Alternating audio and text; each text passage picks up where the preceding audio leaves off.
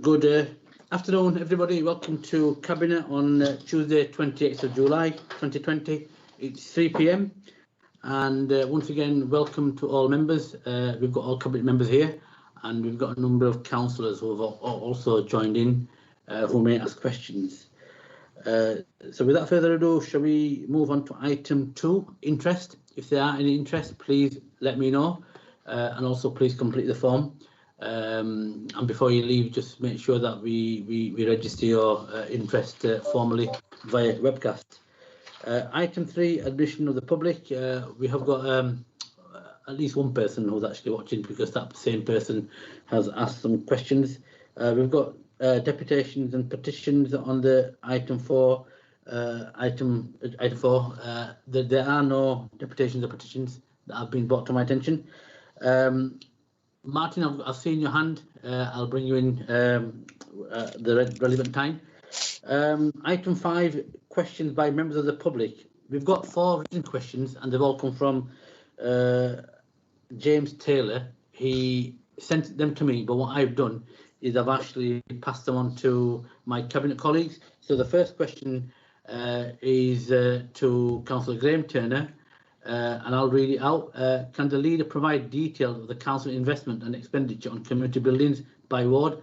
So what I've done is I've asked Councillor Graham Turner, who's the Cabinet lead for this area, to answer this question. Councillor Graham Turner, please can you answer the question? Thank you. Yeah, thank you, Shabir. Thank you, James, for that question. So I can provide that information.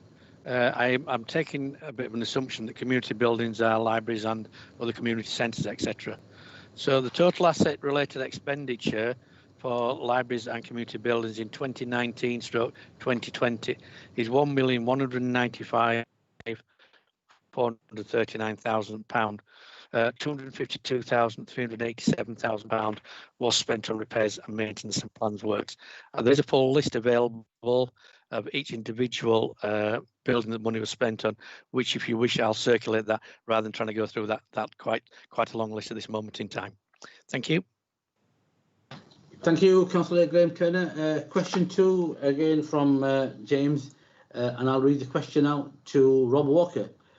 Here's the question. Murfield has a proud record of supporting environmental projects, and as leader should hopefully know Murfield has been chosen to represent Yorkshire in the Britain in Bloom competition. What support and investment is coming to Murfield from Kirklees? The plans to plant more trees on council-owned land, and will Kirklees continue to provide the annual Christmas tree to Murfield? Rob, over to you.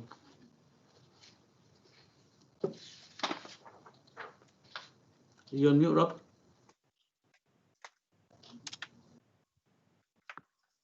Councillor Rob Walker, are you there? Sorry, yeah, sorry. Okay. Sorry, Chair. I needed to unmute. Yeah, I'll start Okay. again. Right. Okay, thanks for your question. Thanks for your question, James. We applaud the work that the community in Murfield undertakes. And over the years, we have been regular supporters of Murfield in Bloom, be that through our green space volunteer coordinators providing additional street cleansing or refurbishing street furniture to ensure everything looks at its best for the judging. This makes the nomination of Murfield to represent Yorkshire even more welcome. So well done to everyone in the community who's been involved in that process. Regarding trees, the council is the lead authority in the White Rose Forest, which is a joint venture of the Leeds City region. Our collective aim is to increase tree cover by 30% across our region. And we're going to do that by working with landowners, community groups and businesses. As part of Councillor Mather's greening budget, we've got ambitious plans for Kirklees. Just for the next year, we intend to plant at least 75,000 extra trees.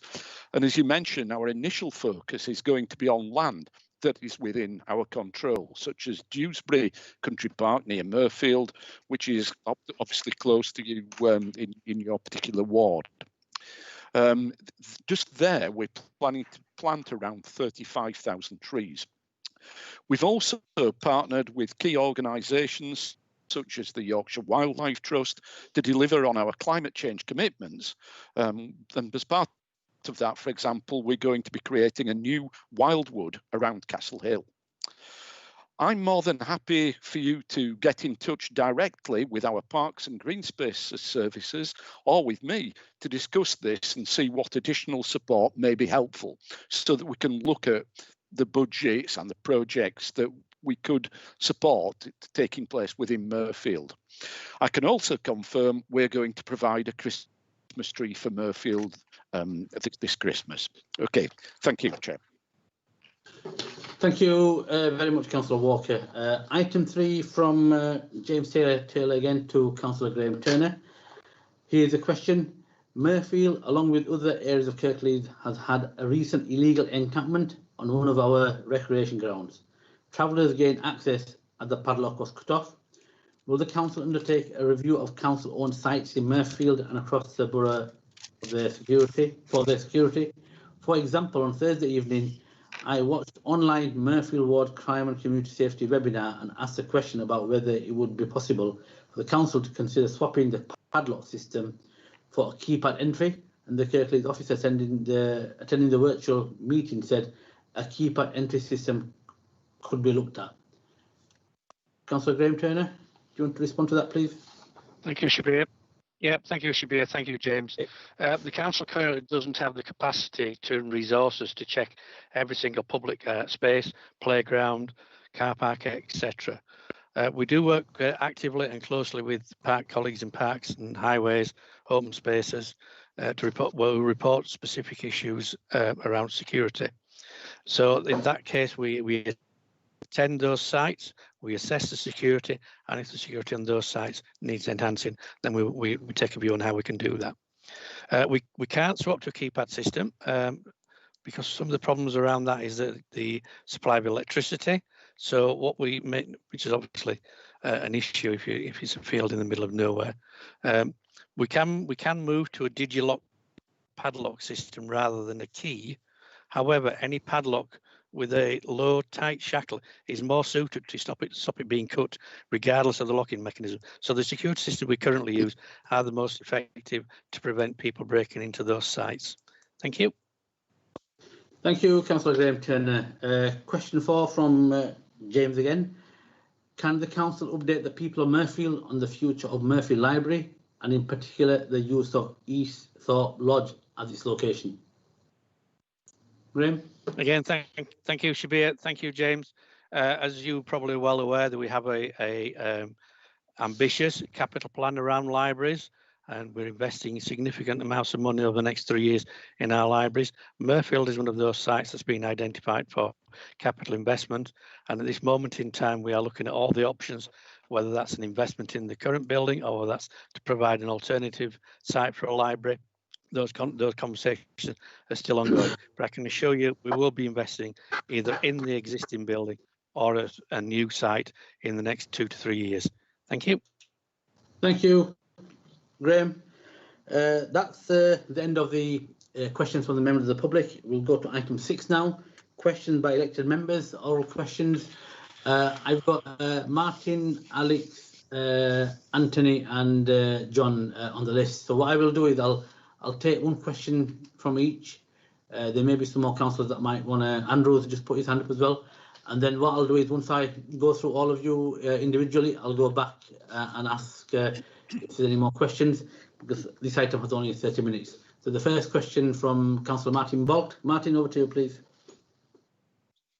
Yeah, thank you, Shabir. And thanks to James for those helpful questions with regards to Mirfield. To put into context, at the Cabinet meeting on the 29th of June, you gave a full and very impassioned response to a question where you said you will not willingly or unwillingly discriminate against groups of people. You are sick and tired of people picking on travellers, and travellers should be treated in the same way as any other group. I've just looked at that webcast. It's 35 minutes into that webcast. Bearing in mind those sentiments, how does that square with your council using its threats of legal action against travellers carrying out a legitimate business? Members of the Showman's Guild of Great Britain who set up a site with the landowner's permission on Popley Fields in Whiteley. They've done nothing wrong. Kirklees have not clarified to those businesses their specific concerns or go to regulations on how many people they should have at their event, an open air event in much greater space than many others. Quoting the reasons from Kirklees, the decision was taken on public health grounds, that Kirklees is considered by the government as an area of concern, and this is very worrying, and that the communities surrounding the site are experiencing high levels of infection. That site is in 2 wards. It's in Livingston and Gummersville ward, and part of it is in Burstall and Birkenshaw. The ward members I've spoken to are unaware of high levels of infection in their ward. The other side of the road, the A62, is in the Heckmondwike ward, and I'll leave Councillor Kendrick to say if she's aware of any high levels of infection in that area, in Heckmondwike as a whole, or that area. So how do those sentiments square that you are stopping legitimate businesses, travelling showmen operate, but you are allowing others to operate in manners which are far more dangerous and people operating in greater proximity? And as I said, crucially, your council and your staff have not said to these people how many people they can get on their event. And as the legislation says, they should work with them to resolve problems, not threaten legal action. Yeah, thank you, Martin. Firstly, you're absolutely right, 100%, that this council will not tolerate any form of discrimination, injustice, doesn't matter who they are. And I've made that commitment very, very clear. In terms of the current crisis, and that's what we're talking about, let's be absolutely clear. We are talking about public health, public safety, and saving lives. Martin, you were with me at a meeting yesterday where we discussed the detail of the concerns you have just raised, and we agreed that we will work together. And to be honest with you, I am really disappointed. I actually put on the record that, Martin, can I level with you? And you said, yes, you can, Shabir.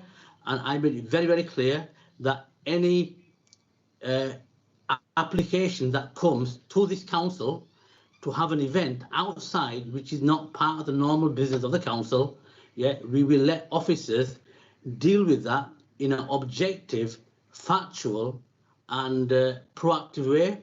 That involves Public Health England, which is an outside body, Health and Safety Executive, which has a legal duty for safety of the community, and the council and its environmental health officers.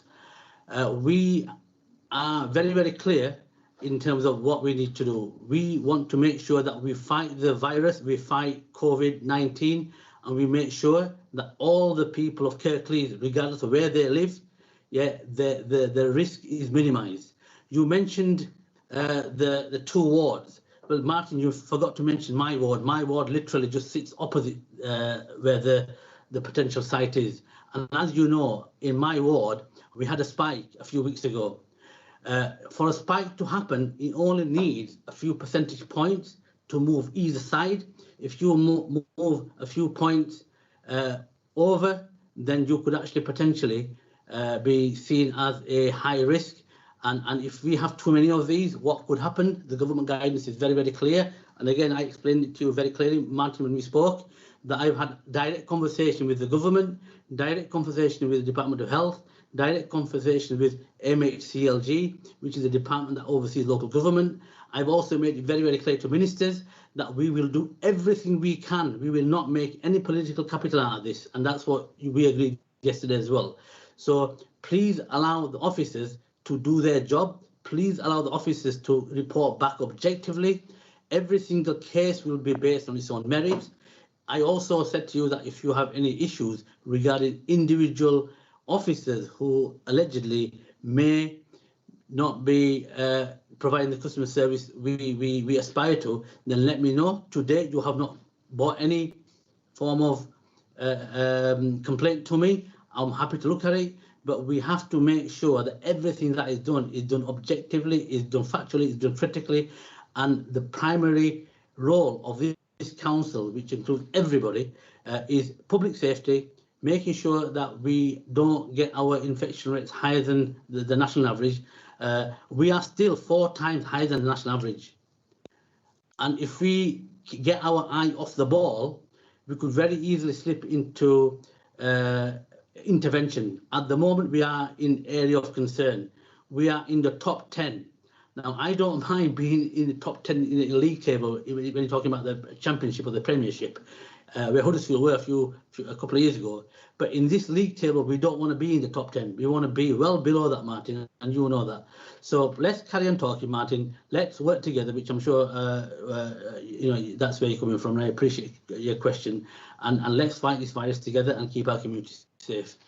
I'll go on to the next question from Councillor Alex. Supplementary. Can I go on then? Go on. Thank you. Just to clarify, a couple of things there. You don't need an application to the council to hold an event on private land. They were doing everything in accordance with government guidance, and then Kirklees came along and used other guidance. As I said, this letter that I've been sent by the Showman's Guild came out after our conversation, and staff have refused to work with them to set a ceiling on people. They've put a blanket embargo. The Kirklees letter doesn't mention your ward. It says the communities surrounding the site. As far as I'm aware, Batley West Ward does not abut the A62 at Popley Fields. It's Heckmondwike on one side, Burslem Birkenshaw for part of it, and Livingston and Gomersall for the other part of that site. So if the letter from the staff is wrong, then that needs correcting. And if it is, as you say, to deal with high levels of infection in Batley West, then that's a different matter. But would you give an undertaking with me to meet with the Showman's Guild of Great Britain and to look at ways in which we can? These people have invested heavily in equipment, in insurance. Martin, I've asked for a supplementary. I've been kind for you to give me a supplementary. I think I get just to your question, and we will work with everybody, Martin. You know that. But the primary concern is that we have to take proper evidence. We have to look at the facts. On one hand, you're saying to me that, well, don't listen to officers, and then on the other hand, you're actually quoting officers' letters saying that he doesn't actually, join my ward. Yeah. Look, the bottom line is, right, this virus does not see boundaries. This virus does not recognise a ward with another ward. It doesn't say that actually I've got to cross the road to actually jump to Batley West. Literally, the risk to my ward, Martin, as you know, is probably greater than other wards, because if you're looking at the area that you're talking about, there's a massive field in between. Now, in that field, there's no houses, but as soon as you cross the road, you actually come into Batley West, where you've got a big conurbation of houses on Carlinghall Lane. Yeah, so let's get real here. Let's tackle the issue in hand. Let's keep our community safe. Let's keep our residents safe. Let's provide the assurance that we are all there for as a leader of a local ward. We will work with everybody. The area in concern actually isn't even your ward, Martin. It's in Livingston and Gomersall. The person who might own this piece of land or who might have an interest might be coming from your ward, Murfield. Yeah, but let's not play politics with this, Martin. It's not right. Thank you. Councillor Alex Lucic. Thank you, Shabir. I'd like to ask Councillor McBride, when can we expect further details on the outstanding review of parking charges, and should we extend the current suspension of parking charges past the end of August until this review is ready to be considered and enacted? The short answer is we're currently reconsidering parking charges. We're one of the few authorities that haven't reintroduced them, certainly within West Yorkshire. I think all but one have reintroduced them. We've been rather slow. And I think we're wanting to consider a number of things about the people we will permanently exclude from such charges if we are to so do, and the extent to which we want to change the character of charging. And there will be a major review which we will be considering very shortly. Right, thank you. I'll move on to Councillor Anthony Smith. Anthony, have you got a question? Councillor Anthony Smith, are you on mute? You might need to unmute yourself, Anthony. Are you there, Anthony? What I will do is I'll come back to Councillor Anthony Smith later on. I'll move on to Councillor John Taylor. John, are you there? Yeah, thanks, Shabir. Okay. My question's directed partly to you and partly to Graham, if that's okay. And it relates to community buildings and libraries. So roughly a fortnight ago, at the last meeting of the Public Emergency Advisory Group, we talked about libraries and community buildings in the round, about that, you know, certain buildings were more problematic to moving to reopen them than others may be, and that we needed to take a risk-based approach. And I was fully supportive of that proposal. We were advised that we would hold place-based meetings with ward members to discuss the community buildings in their places, so that we could look at if there were circumstances, say a library that, because of the narrowness of corridors or the lack of adequate toilet facilities, may not be able to reopen, there may be another community building in that area that we could look at as potentially providing that service. Those meetings haven't happened. So my first part of the question really is, given that that was a fortnight ago, why haven't we had those meetings yet, and what is being done about it? And then I'll leave that as the first question, if you don't mind taking that one. Yeah, I'll take that first. I'll bring you straight back in and I'll let you allow you the next one. John, you're absolutely right. We have given it an undertaking to work with ward members at a locality, at a place level. We have already had that. We've had two so far. We've had one in Batley and Spen, and we also had one in Dewsbury yesterday. And it is purely for the fact how to get local members leading that recovery, leading that easing of lockdown. We are due to have some more next week. My apologies if you haven't come to Denby Dale, but you know, we will get around to it. And what I'll do is I'll actually straight out to me. I'll check when the one for Denby Dale and Kirkburton and your part of the woods, neck of the woods, is programmed. And if you haven't had a diary invite by now, you should have done. But point well made, and absolutely right. We have to engage with local board members to make sure that they're fully aware, and we work with them to actually start to open up stuff in their local area. I hope that helps, John. You can ask your next question if you want. So just coming back, it's an extension of that really. There is a meeting later this week, but that wasn't what the meeting agenda seems to be about. So it's not about community buildings. Yeah. It's about engaging local members and providing information to local members about local COVID responses. Yeah. Again, the situation, and you're absolutely right, because the first meeting we were going to have these meetings anyway. This is before we started getting the data, which is only 2 weeks ago. As you are aware, the government's test, track and isolate process was put in place some time ago, over a month ago, before the second easing came in on 4th of July. We were also promised the app that was being developed that would assist us in the testing and tracking and isolating and taking appropriate action. That didn't happen due to technical reasons, and I completely appreciate the government is actually trying their best, you know, and we will work with them. What we then agreed was we actually agreed that we will second one of our chief execs from the local government family. So in partnership with the LGA, James Jamieson, who's the chairman of the LGA, we agreed at a local government level that the best person who will be able to lead this would be Tom Reardon. Tom Reardon started doing that work. He's doing a lot of great work, and now we have a permanent lead member from a local authority, lead officer, who will be carrying on that work on. And it's very important, John, that we understand the context. So when we set up these boards, they were purely to do with the recovery.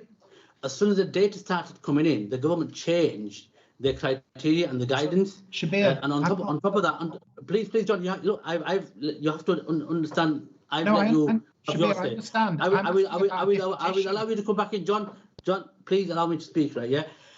So based on that, the data that was coming back started to show certain areas in Kirklees were peaking, and as you are aware, Kirklees is an area of concern.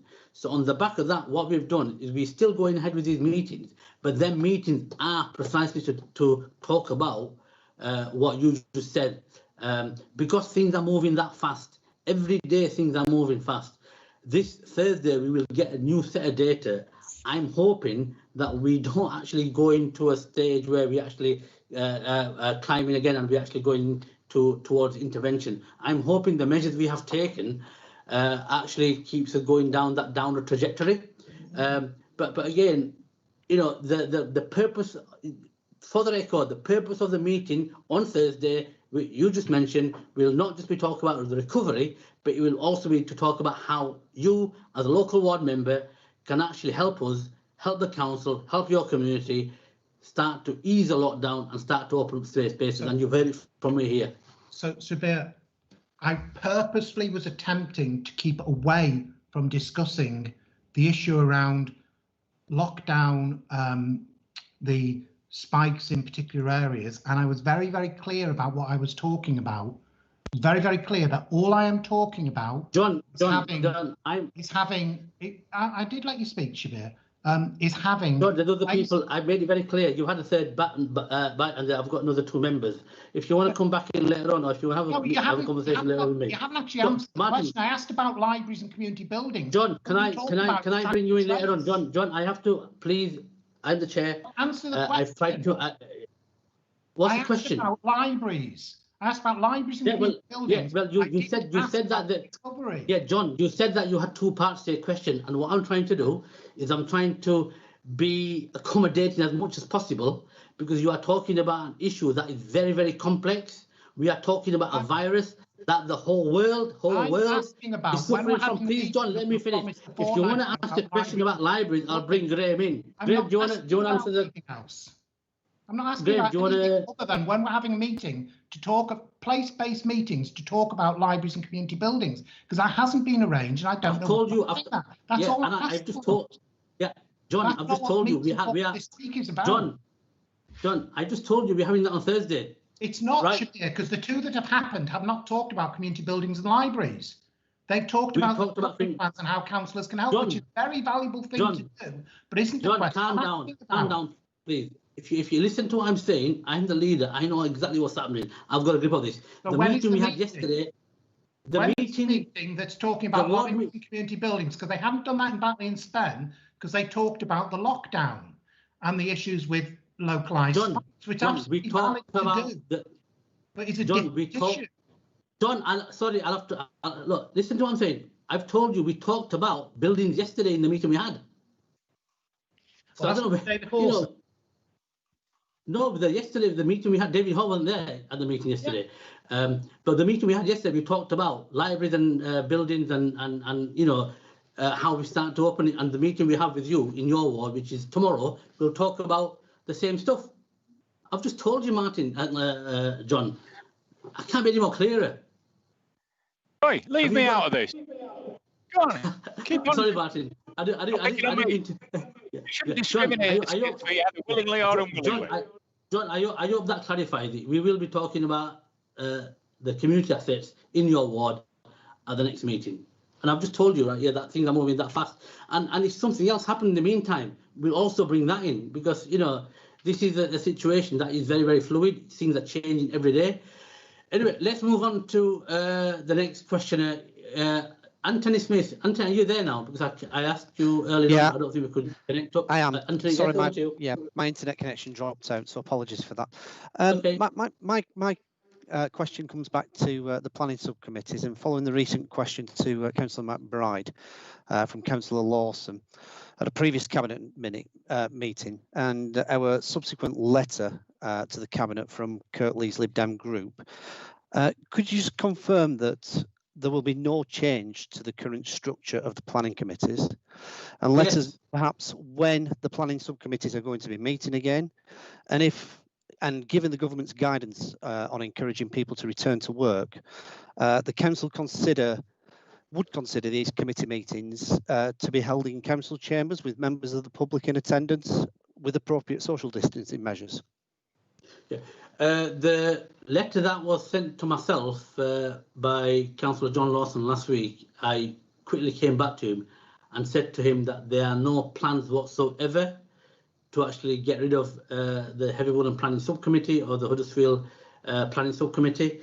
In response to your second point regarding getting the planning subcommittees, both for North and South Kirklees, back into operation, I am getting a full briefing on Monday with the cabinet, and we are fully committed to actually getting them meetings fully up and running In terms of return to work, there's a bit of a debate going on nationally and at regional level in terms of what that means. Because on the one hand, and I completely get this, the government wants everybody to come out of lockdown, start normal business, go about the normal day-to-day work, and basically doing whatever they can to get people back into work.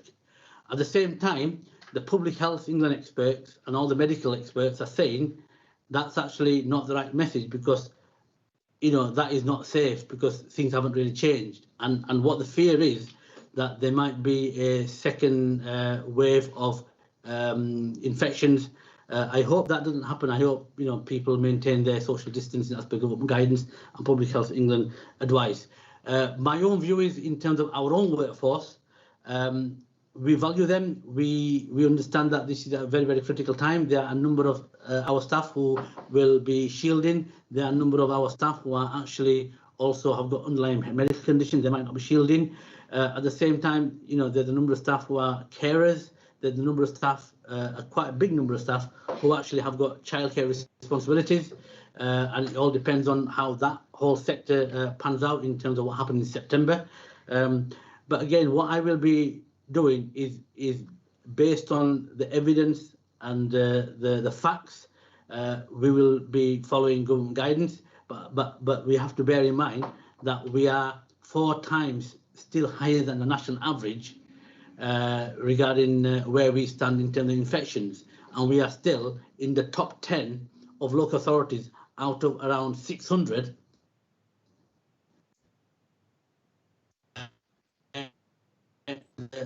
That we can actually take on board 100% of the guidance that is coming out, then we need to be very, very careful. And I am working very, very closely with the ministers and the government in terms of making sure that A, they support me, B, I support them in terms of what they're doing. What we don't want to do is actually go all guns blazing, open up our doors and say, yes, everything's back to normal. And then a couple of weeks later, after 14 days, we see a massive spike, and then we see our local economy completely shut down, as has taken place in other parts of the country, which will actually take us completely back to March, where we can't do anything. So it is a fine balance. We have to look at the evidence. We have to take the professional judgment and opinions into consideration, and we have to actually also keep the Outbreak Control Board, who's actually been tasked to look over this and decide how we move forward. And it is made up of cross-party leaders.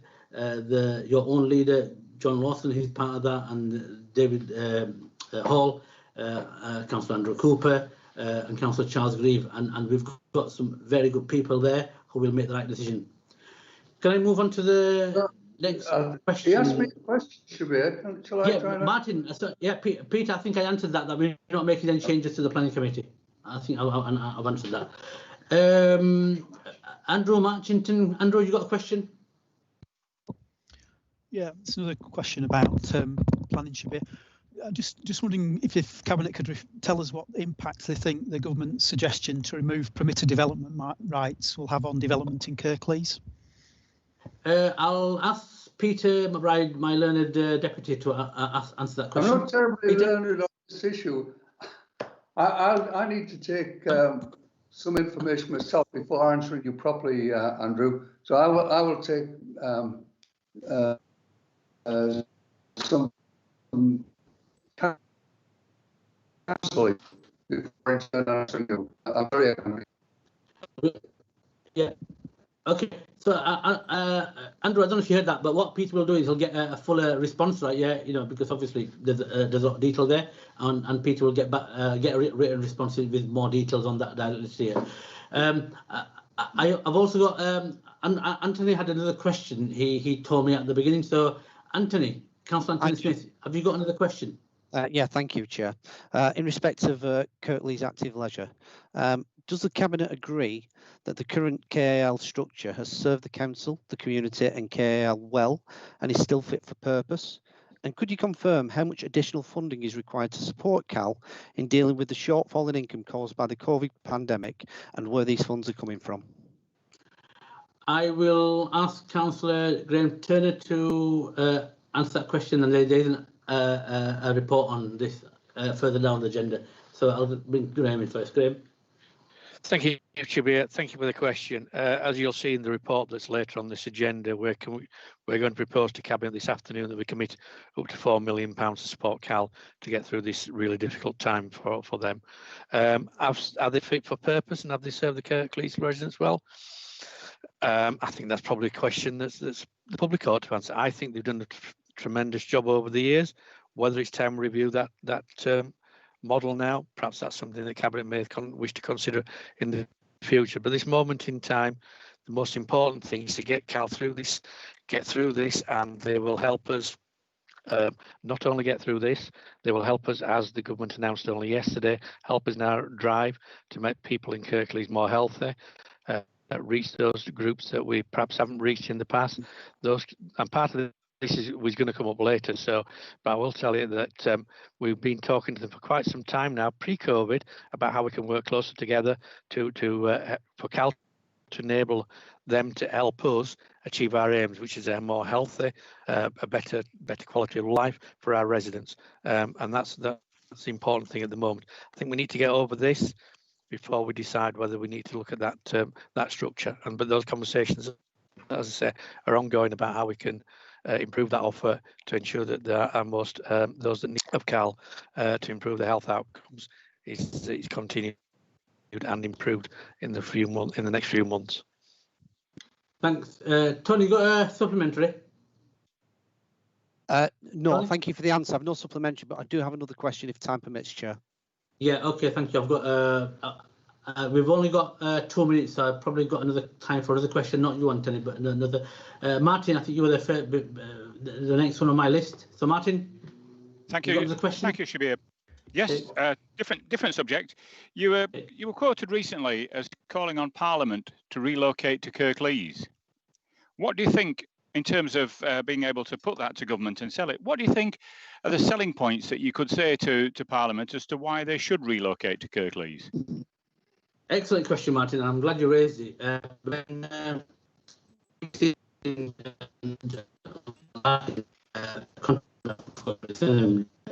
Anyway, what I said was, why are you looking at York? There's a better venue in the heart of God's own country in Kirklees. And one of the reasons why I said that was because we have got extremely good connectivity. We're smack in the middle of the country. We've got M62, M1 junction not far from us. At the same time, we have a brilliant train station. We've got the Transpennine route that goes right through from Leeds to Manchester, and people can commute very, very easily. The other key factor, I think, which is actually a unique selling point for us, is we have such a diverse community, a diverse place, and the richness of that and what the benefits that could bring to our local community. Just imagine Parliament coming to Yorkshire, into Kirklees, what it would do to places like yours, Murfield, places like mine, Batley, places like Peter McBride's, Huddersfield, the valleys, further afield into Batley and Spen. It would just completely transform the whole area, the way people would actually start to behave and operate, and it will give that sense of pride back into the place. You only need government to say, yes, Shabir, I think you've got a great idea. We're going to come to Kirklees. Anyway. Thank you. Supplementary to that, then. Martin, I've got a lot on the agenda, right? Yeah, we will no doubt carry this conversation on, but I have to move on now. No, it's irrelevant. The reason I asked was, you mentioned the point there about connectivity, please, but you've spent years of decrying the connectivity that we had in Murfield. Will you work with me on this now to promote the connectivity you've just been trying to sell? And I'm always trying to work with you, Martin, but the thing is, right, yeah, you always go on backfire. I always try and work with you in confidence, and then what you do is you actually then, it's your colleagues and staff who've been treating Murfield like a joke in terms of connectivity. You only have to hear Peter McBride laughing. We have a station with a link to London. You should be capitalising on that, not trying to duplicate it. The reason why he is laughing is because he knows that I have still hope in you, Martin, and I still have, Martin. I will still be saying, look, Martin, between me and you, but then you'll still go and spill the beans, and then I've got to then sort of like say my side. But Martin, don't worry, I have hope in you. Anyway, let's move on. I'd like to share it. Right. Again. Item 7, council-owned tree and woodland management policy, tree works on council-owned trees, green guidance document, tree risk management framework. Councillor Rob Walker, do you want to introduce that, please? Right, thank you, Shabir. I would like to propose approval of the council-owned tree and woodland land management policy. There have been several previous tree-related policies, but they've not been totally comprehensive. So what we're aiming to do is to pull things together and set out much more detail. The policy's aim is to set out how the council will effectively manage and enhance the trees and woodlands for which it is responsible. The accompanying documents, Tree Works on Council-Owned Trees Guidance and Tree Risk Management Framework, provide further details on how specific tree-related issues will be dealt with by the council. The total area of tree cover within the Kirklees district is approximately 6,199 hectares, or 15.2% of the total Kirklees area. 10% of this woodland, which is approximately 600 hectares, is actually on council-owned land. This is higher than the national figure, which is about between 10.5 and 10.8%. There are different figures for this. We aim to increase this by 30% by 2045, so over the next 25 years, as part of our commitment to the White Rose Forest Partnership, which we discussed a couple of meetings ago. To achieve this, we're going to have to work with other landowners and other key partners to achieve the level of increase in tree cover, which is part of this strategy. This policy is important for the council in delivering the clean and green element of our corporate plan. In particular, the policy sets out to do this by making the district a more attractive place in which to live and invest, by contributing to improving air quality and resilience in the face of extreme weather, in aligning with the council's response to the climate change emergency by helping to mitigate the impact of climate change through carbon sequestration, and facilitating the increase in tree cover, which I've just mentioned as part of the White Rose Forest programme. There's been a lot of consultation around the development of all three of these documents. Following an initial round of consultation, which was both internal and with external experts in this field, we presented an initial draft to the Scrutiny Committee for a panel discussion on the 10th of October 2019, at which there were representations both from councillors and from interested groups within the community. This proposed a few small amendments which were made to the policy before it was issued for a further extensive round of internal and external consultation. So this document really has gone through a number of iterations before the policy that you see in front of you. Final thing I want to raise is that what is important is that within the document, it does stress that even with the most comprehensive policy statement and guidance documents like that, there can be some difficult decisions regarding existing trees. The documents stress that the council will consult with ward councillors when appropriate to help make good decisions around these trees. So sometimes if you've got trees, for example, along the side of a road, sometimes there can be very strong differences of opinion about what the best policy will be, even when you've got these kind of guidelines. And we want to try and involve people to help us make some good decisions. Okay, that's it. Thanks, Chair.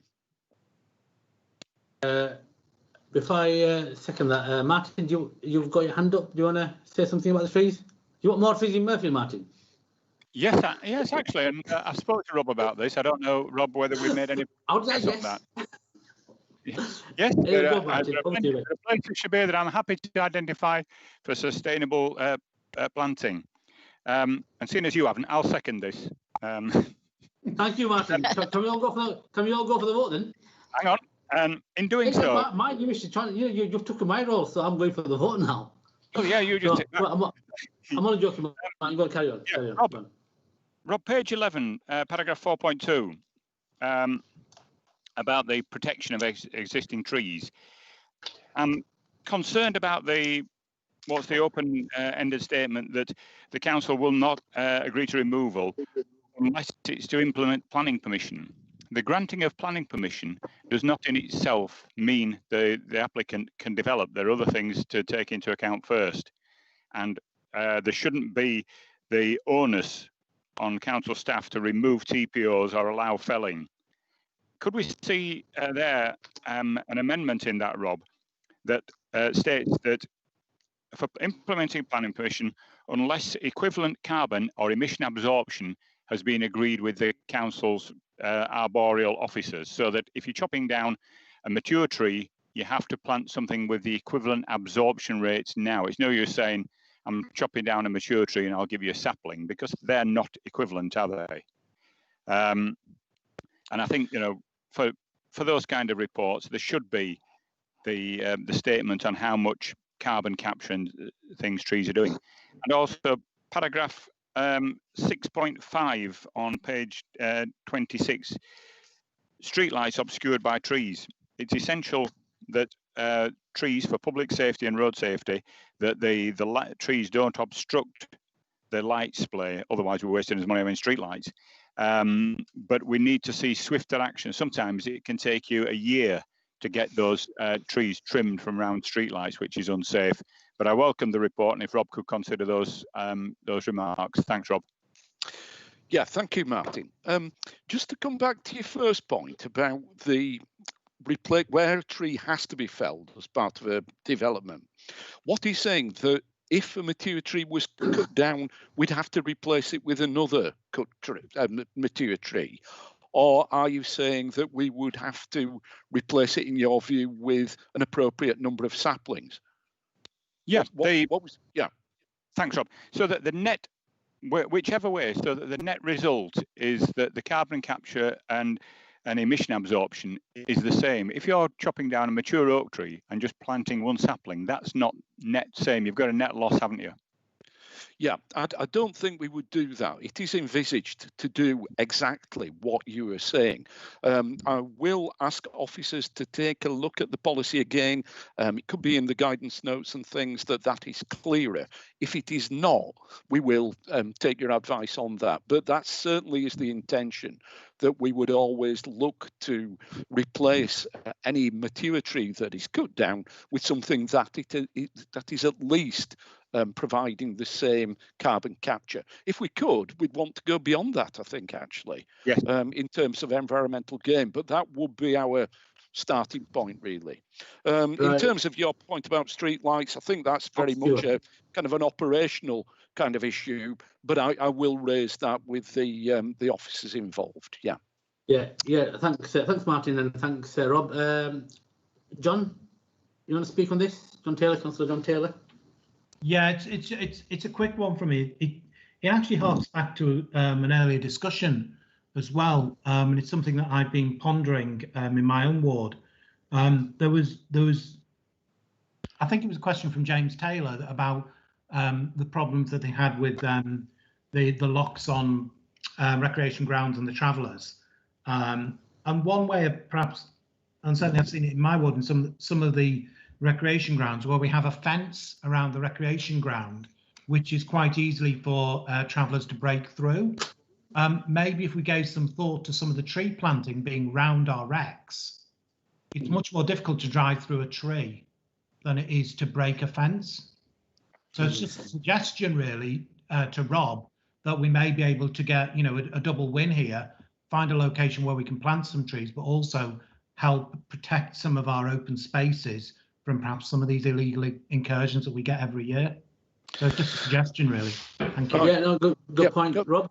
Okay, thank you, John. Yeah, Yeah, that is certainly something that we could look at. I'm a great fan of hedges. I think on all sorts of levels they can enhance spaces. So where we've just perhaps got fences and there is space to plant a hedge, that is something that we will look at. I think a key part of this whole strategy, certainly in terms of increasing tree cover, a key thing is to look at opportunities to plant trees, whether it's some land that may be available in a particular ward, or it might be something like a park or a play area where there's a possibility for this.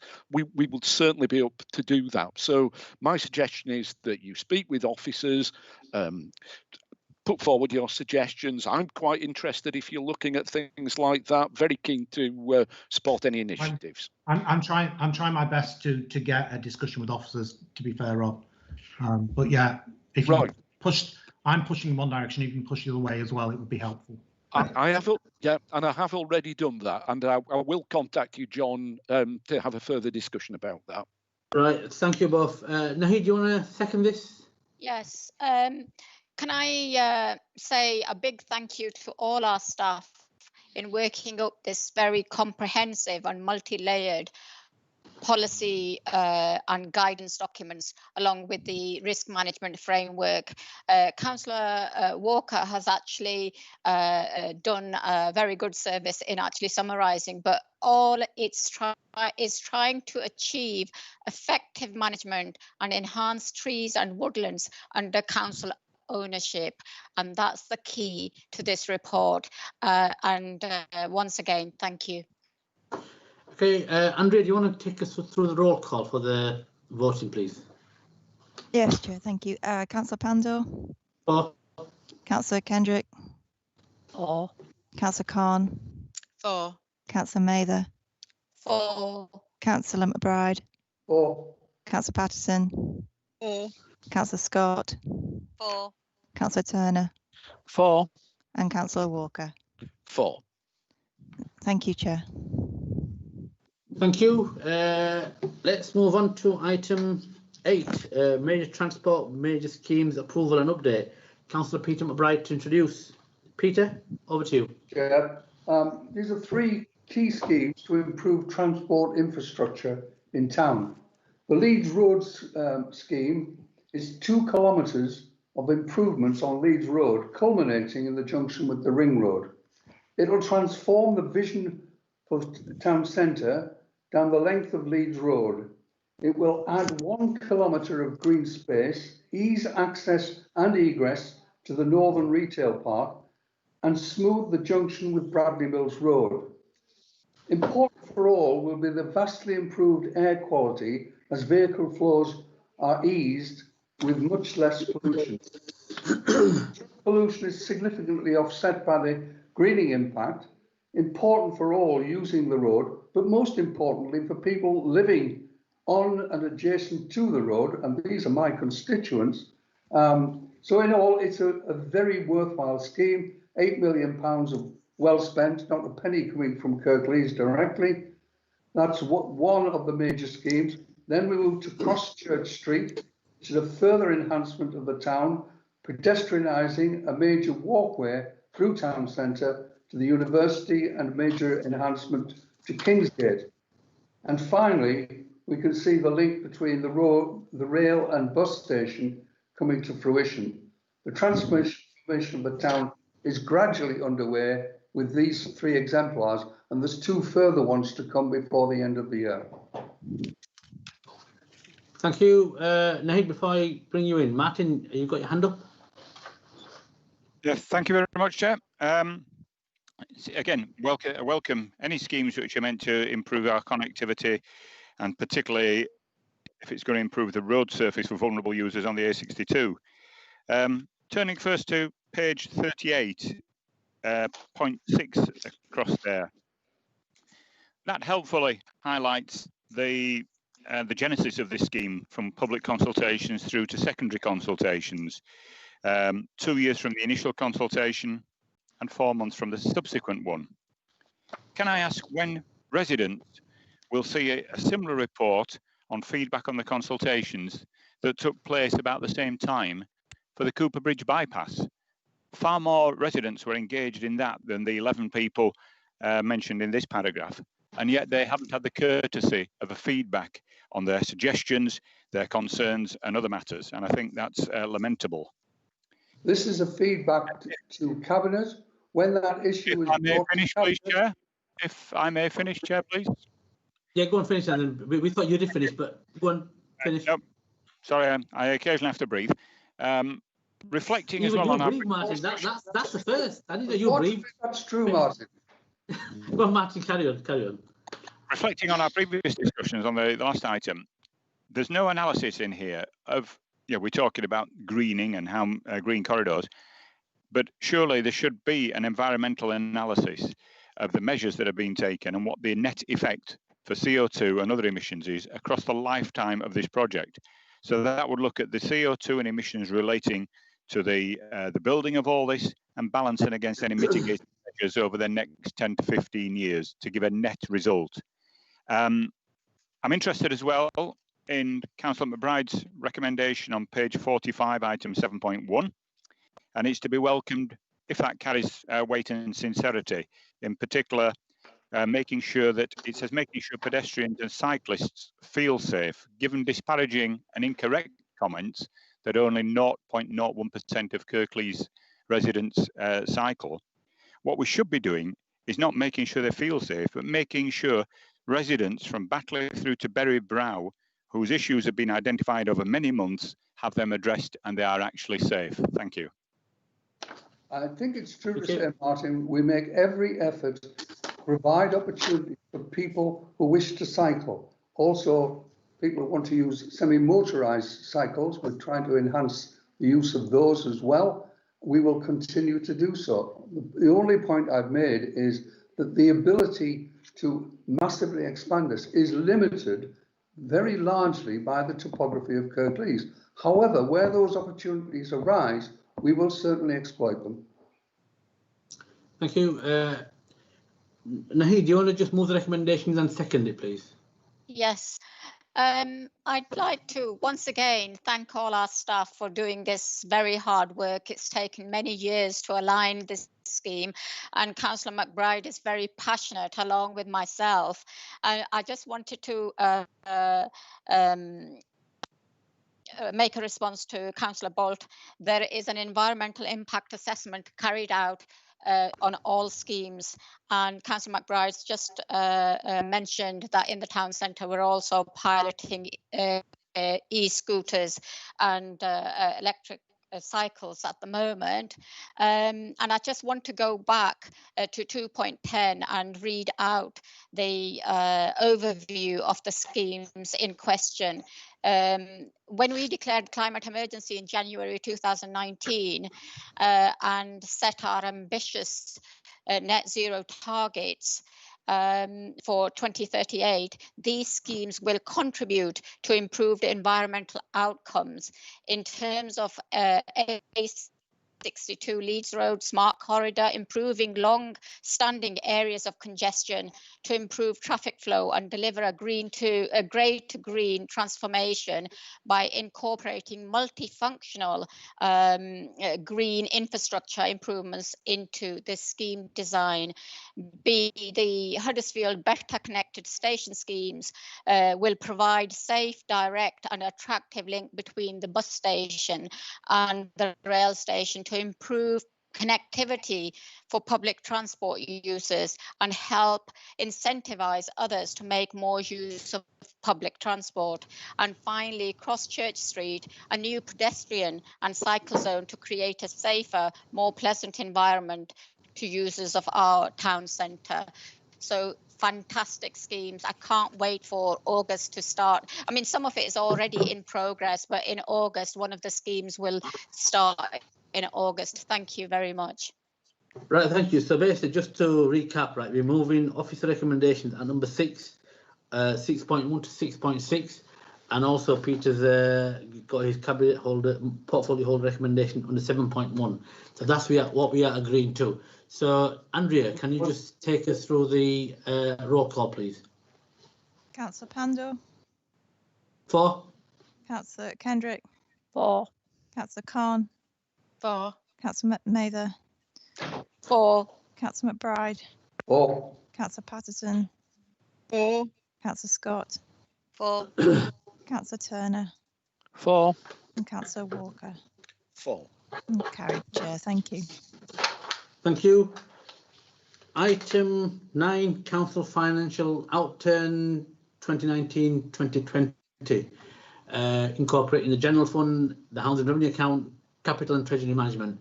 Our in-house expert, Councillor Graham Turner. Over to you, Graham. if only. Thank you, Chair. As usual, this is a quite lengthy report, which I'm sure you've all read in great detail, and I would like us to Cabinet to approve this report this afternoon. Firstly, can I just thank Eamon and his team for producing this? It's always a long, onerous task to produce this end of year. To do it this year when we got COVID, just starting really, we hadn't come to terms with quite what it meant and how that was going to play out. So that put extra pressure on. So I would just like to thank them for doing a fantastic job this year. It's one of those where I call it is what it is. It's a factual account of the last financial year.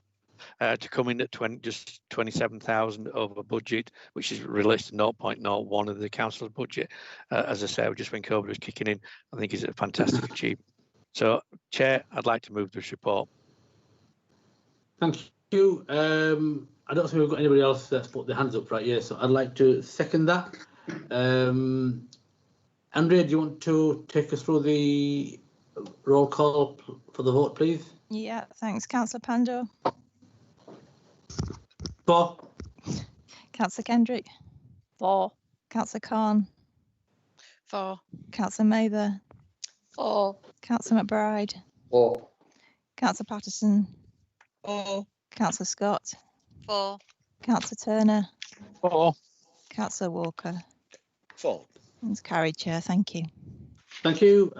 Before we move on to item 10 is dependent on item 12, which is a private item.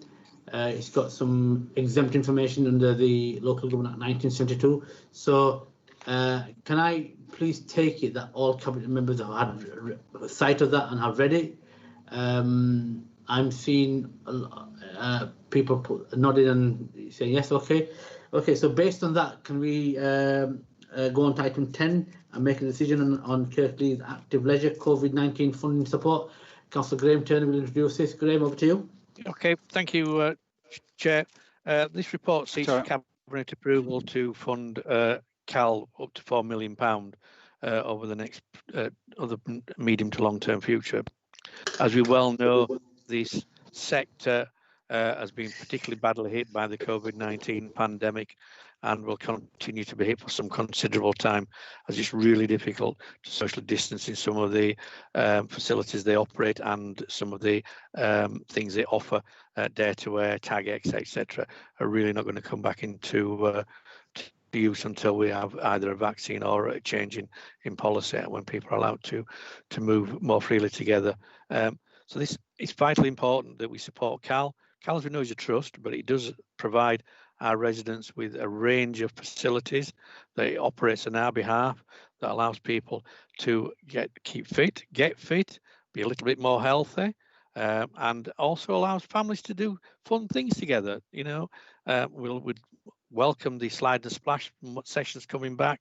School swimming, we may or may not be seen back in September. So, as I say, besides the fact it does provide an opportunity for residents of Kirklees to engage in healthy activities, it does allow families to enjoy some fun time together and improve their health outcomes at the same time.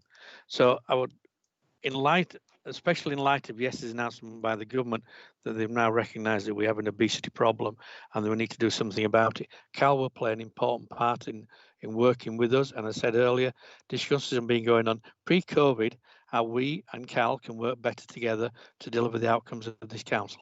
That's a better, healthier set of residents, helping those that find it difficult to access healthy options. So that, as I said, those conversations have already been going on. Those will now no doubt take on a more important role as we look to how we work together to tackle the obesity problem we have, not only in Kirklees, because some of the people who use our facilities come from other areas, and we recognise that.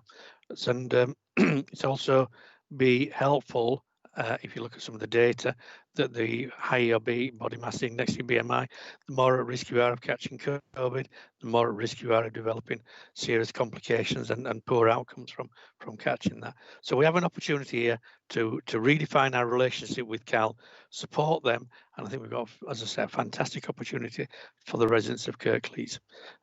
Chair, I ask the Cabinet approve this report today. Thank you, Councillor Musrat Khan. Do you want to second this report, Mus, and say a few words?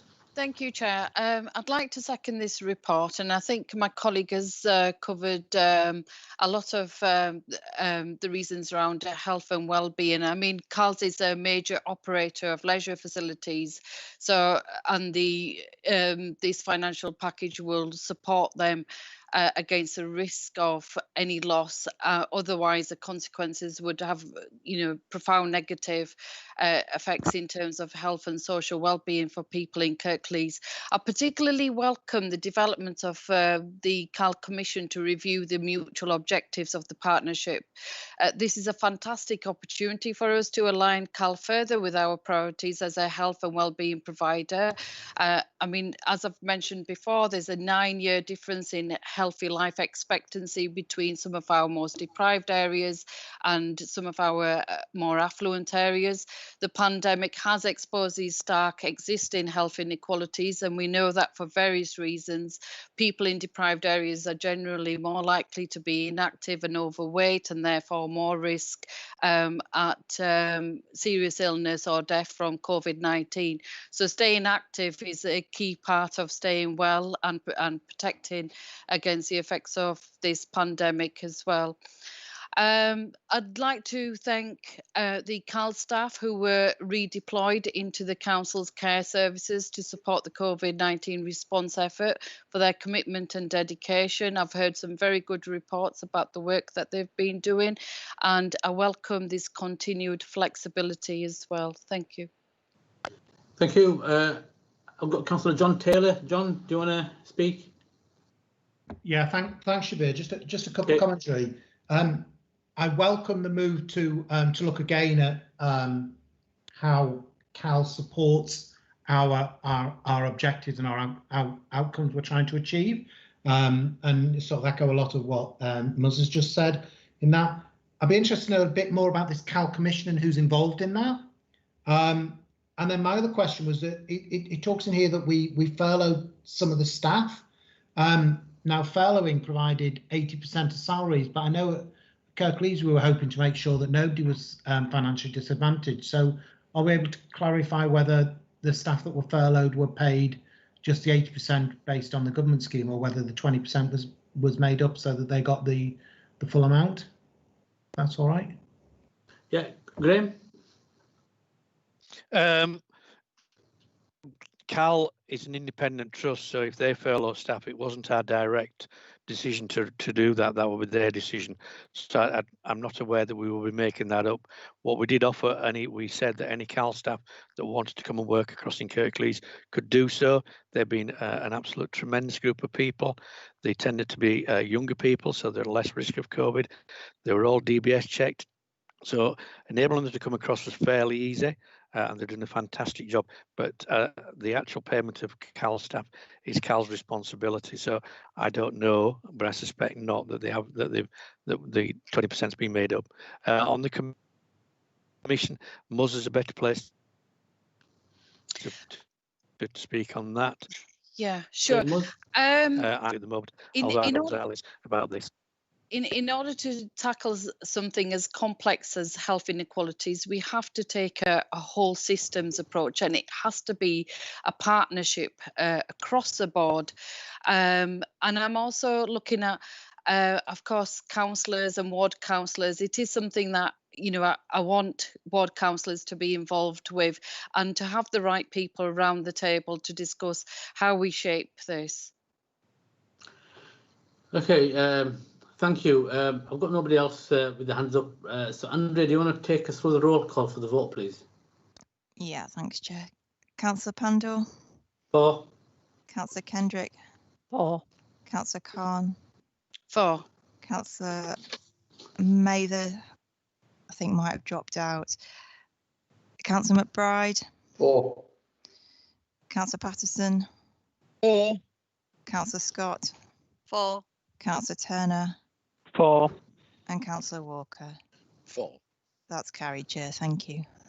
Thank you very much, and that brings us to the end of today's Cabinet meeting. And once again, thank you to all my Cabinet colleagues for the hard work they have done and their staff have done.